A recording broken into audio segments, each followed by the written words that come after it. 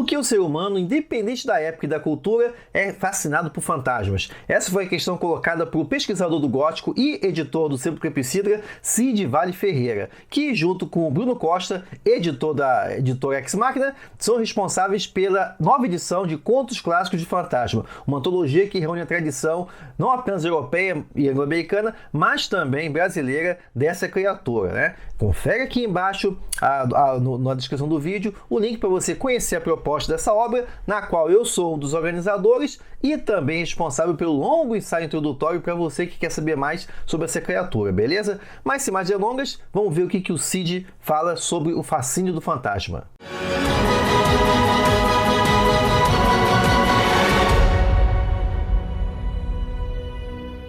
O que explica o fascínio da humanidade pelo contínua, atemporal e universal pelo fantasma? Eu acredito que nós tenhamos uma divisão muito clara, né, entre o fantasma pré-iluminismo e o fantasma pós-iluminismo, né? Antes do iluminismo, né, pensando nesse cânone ocidental que a gente trabalha no livro, que a gente estuda na literatura como um grande celeiro fértil para esse tipo de narrativa, né? A gente pode dizer o seguinte: quase toda a cultura humana ela começa meio animista, né? Ela começa tentando explicar a vida, né, enxergando o espírito das coisas, né? Então, os elementais, né? O que faz uma planta ser diferente de uma pedra, né? O que faz um rio ter um movimento diferentemente, né, de uma poça de água. Então, mitologicamente, né, no pensamento mágico que antecede o iluminismo, nós temos tentativas de explicar, né, o funcionamento das coisas. Então, você tem uma ontologia do fantasma, uma ontologia espectral que é uma busca pela verdade, né, da vida e da diferença entre o animado e o inanimado, né? E a gente tem uma diferença fundamental, né, nos tipos de espírito que incorporam as coisas, que é a pessoa, o ser humano, capaz de pensar a natureza e capaz de pensar a realidade, diferenciar de alguma forma o que é o espírito de um rio, de uma cachoeira, de uma montanha ou de uma árvore, do que é o espírito que o anima como pessoa, porque ele tem essa experiência, né? Ele tem essa consciência, ele sabe o que é pensar, o que é sentir, né? Então ele, de alguma forma, vai tratar de formas diferentes, né, a alma humana, né, o espírito humano e o espírito dessas coisas que são externas, né, à experiência da sensorial desse mundo sensível que ele experimenta no seu dia a dia. Então é muito diferente você pensar, por exemplo, em uma ondina ou em uma dríade ou em uma ninfa, né, e você pensar um fantasma, né? Por quê? Porque quando você pensa o fantasma, você pensa tudo aquilo que você é, que não seja sua carne, não seja o que pode ser visto, né, dentro desse pensamento mágico como um invólucro carnal de algo que pode ou não existir independentemente desse corpo, né? Então é muito diferente, né, para as pessoas que pensam o mundo dessa forma mais mágica, você imaginar, por exemplo, uma larva, né, vamos pensar nas concepções romanas, por exemplo, né, que seria o resquício de uma alma de um humano que já desencarnou, né, e, por exemplo, um espírito das águas, de um lago, né? Então, as fadas, os duendes, né? Esses elementais, eles não são equiparados, né, filosoficamente com as almas humanas, né? Existe essa divisão. E o grande problema é que quando você esclarece a mentalidade humana com a busca pela razão no iluminismo, você continua tendo a experiência da alma humana como um ser senciente, como um ser racional, né?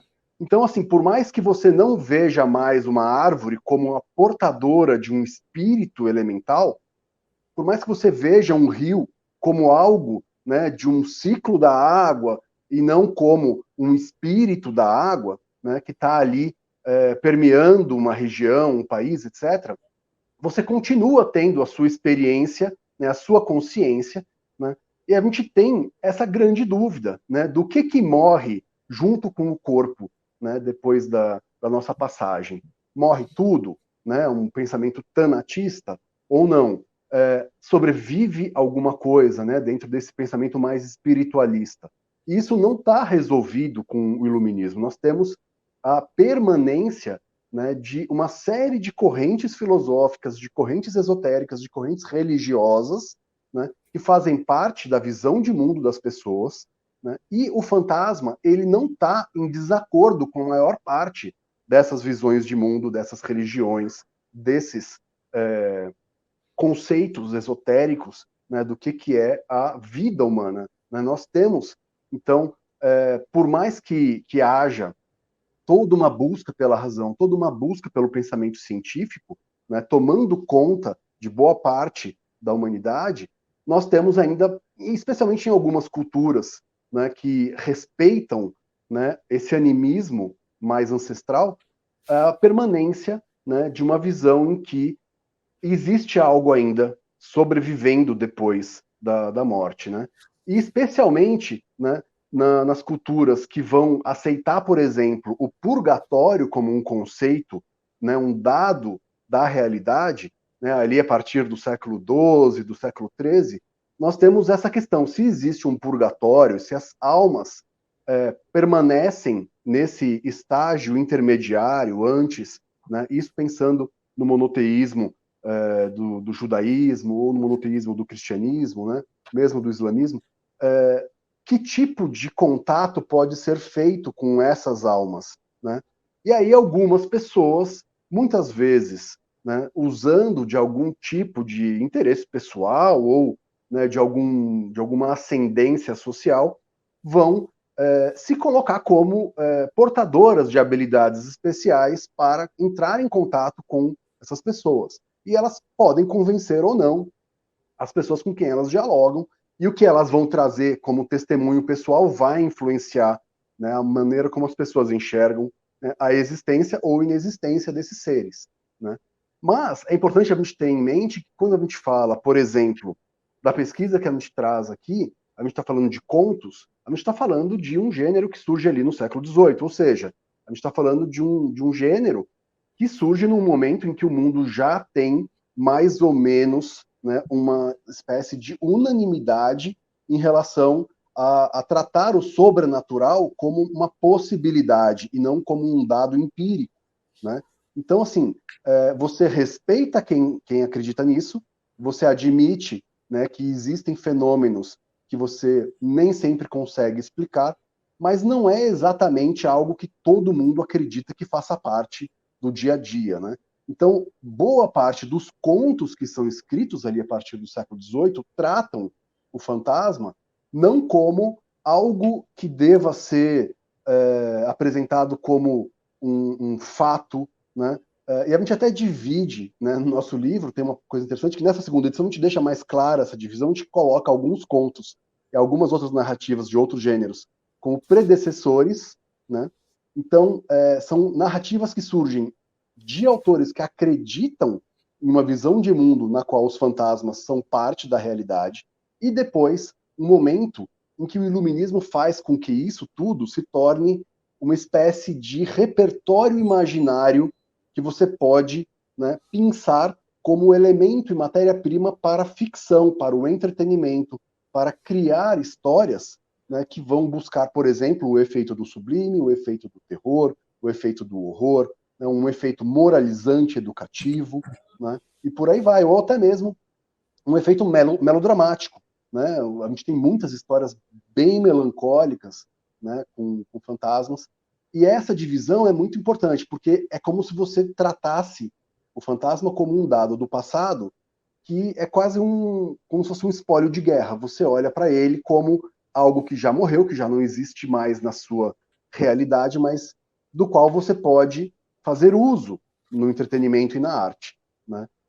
Então, se você for pegar, por exemplo, as teses que estudam os fantasmas em Roma, você tem várias funções que os fantasmas podem exercer: função oracular, função vingativa, a função de guia, né? Você tem uma série de narrativas que ilustram também isso, né? Você tem a necromancia, então as pessoas que conseguem trazer e invocar os fantasmas. Você tem o fantasma como a sombra, né? A pessoa que está no Hades, que está ali, né, dentro de uma lógica, né, comum à mentalidade religiosa desses povos, em que ela está no que seria um submundo dos mortos, em que há uma sobrevida delas como sombras do que elas foram, né?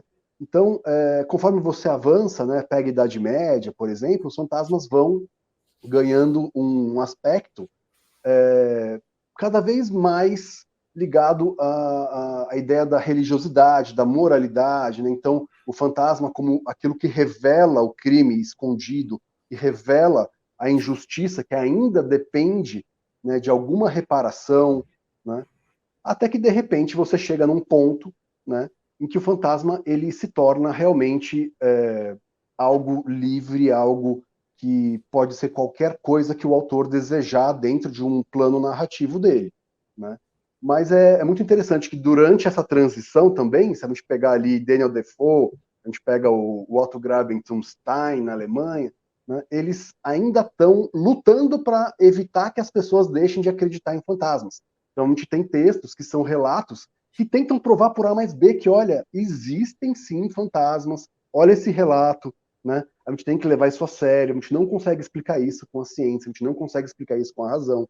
Até que isso para de ser uma preocupação e as pessoas começam então a falar, olha, acredite ou não, né, que fantasmas existem, mas curta essa história, aproveite essa história, né? Mas eu acho que é um dado muito interessante, porque como o Alex falou, né, vampiros, lobisomens, né, por mais que eles tenham sido em algum momento seres humanos como quaisquer outros, né, eles sofrem algum tipo de metamorfose, algum tipo de transformação, de contaminação, de possessão, né, que faz com que eles se tornem algo além. Agora, o fantasma não. O fantasma pode ser algo, né, cuja existência todos nós estamos suscetíveis de experimentar. Todos nós podemos ter uma alma, todos nós podemos passar por uma morte violenta, por uma injustiça que leve a gente para um estado intermediário entre uma pós-morte tranquila e um momento de busca por uma justiça, né? Então, acho que essa dúvida, esse pinguinho de hesitação que existe ainda na filosofia sobre a existência ou não da vida como alma, né, isso ainda estimula muito essa figura, né? E tem várias teorias, né? No próprio livro a gente tem o Lafcadio Hearn fazendo uma teoria de que o fantasma é filho dos sonhos com os mortos, porque no sonho o morto ele é tão real e tão palpável quanto os vivos. E como você traz do sonho a experiência com o morto, você consegue, por analogia, imaginar esse morto interagindo com os vivos também. Então tem uma série de maneiras de a gente pensar isso.